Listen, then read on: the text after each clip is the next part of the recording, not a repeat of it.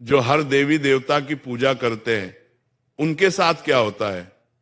आज मैं आपको एक ऐसी सच्चाई बताने जा रहा हूं जो शायद आपने कभी सोची भी नहीं होगी।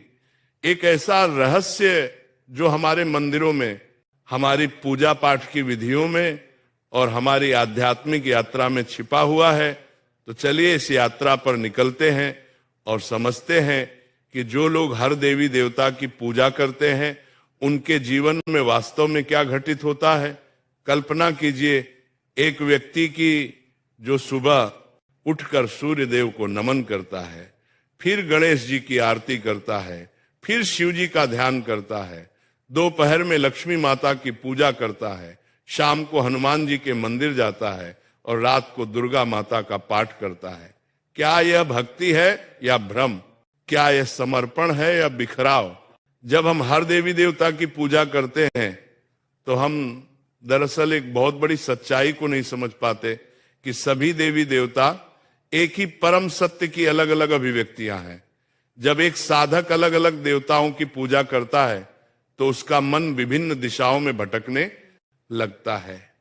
ये ऐसा है जैसे एक व्यक्ति एक साथ कई नावों पर सवार होने की कोशिश करे, अंततः वह किसी भी नाव से अपने गंतव्य तक नहीं पहुंच पाता। लेकिन इसका मतलब यह बिल्कुल नहीं है कि विभिन्न देवताओं का सम्मान नहीं करना चाहिए। हमें यह समझना होगा कि सभी देवी देवता एक ही परमात्मा के विभिन्न रूप है और हमें अपनी साधना में एक केंद्र बिंदु चुनना होगा। मैं आपको एक कहानी सुनाता हूं। एक सुंदर सी नगरी में श्याम नाम का लड़का रहता था। तो उसके घर में भी विभिन्न देवी देवताओं की पूजा होती थी। उसकी माताजी लक्ष्मी माता की भक्त थी, पिताजी शिव जी के उपासक थे और घर के अन्य सदस्य अलग अलग देवताओं की आराधना करते थे। लेकिन जब श्याम ने अपने गुरु श्री से इस विषय पर चर्चा की तो उसे एक अद्भुत सत्य का ज्ञान हुआ। उसके गुरुदेव ने समझाया कि जैसे समुद्र में लहरें अलग अलग दिखती हैं लेकिन सभी एक ही पानी से बनी होती हैं, वैसे ही सभी देवी देवता एक ही परम चेतना की अलग अलग लहरें। जब एक व्यक्ति हर देवी देवता की पूजा करता है बिना इस गहरी समझ के, तो उसकी आध्यात्मिक ऊर्जा बढ़ जाती है। ये ऐसा है जैसे सूर्य की किरणों को अलग अलग दिशाओं में फैला दिया जाए। वे प्रकाश तो देंगी लेकिन उनमें वह तीव्रता नहीं होगी जो एक बिंदु पर केंद्रित किरणों में होती है।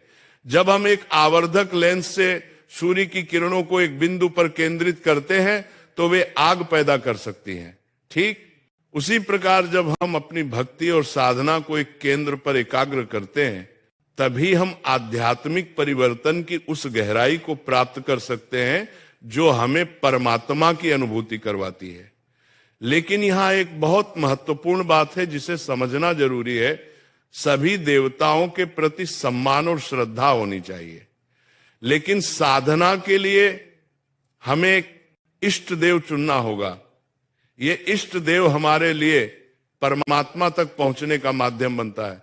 जैसे एक पहाड़ की चोटी पर पहुंचने के लिए कई रास्ते हो सकते हैं, लेकिन हमें एक रास्ता चुनकर उस पर चलना होगा। ठीक वैसे ही आध्यात्मिक यात्रा में भी हमें एक मार्ग चुनना होता है।